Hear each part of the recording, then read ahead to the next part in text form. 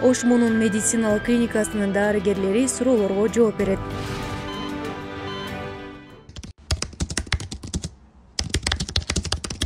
Кыргызстанда жүрөк оорусу азыр биринчи ордуна турат. Ошондуктан азыр биз командабыз менен аорта коронарный шунтирование деген операцияны жасайбыз. Анын жүрөк оорусу бул өтө көп. Анын ичинде инфаркт, приобретенный порогдор көп болуп атат аябай, митральный порог, артальный порог жана нарушение ритма сердца. Ошол оорулардын баарына лечение кылганга биздин клиника даяр. Жүрөк оорусу биринчи ордуна турбай, анын ичинде инфаркт оорусу биринчи ордуна турат. Бул жүрөктө кан тамыры бар, ошонун ичинде холестерин толуп калат. Бизде ошо оору аябай көп болуп атат. Ал неден пайда болот?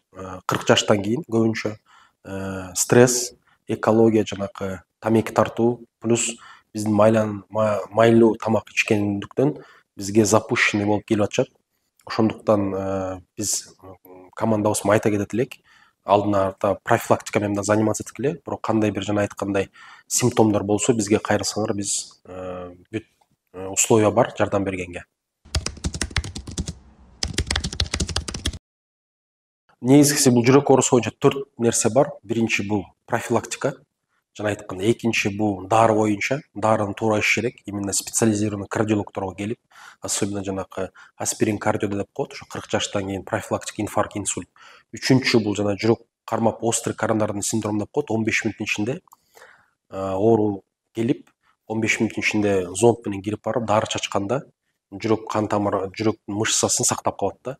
Анан алындан кечиккенде, например, отдаленный региондордо, анда уже бизге келгенден кийин анан жанакы биз төшүн ачып, же сол жактан кирип, коронарный шунтирование деп коет, кан тамырын алып, обход кылып жасап, анан кайра уже өзүнүн ордуна жүрөктү келтиргенге ошо операцияны азыр кылабыз. Ош региондо 200дөн ашык операция кылдык.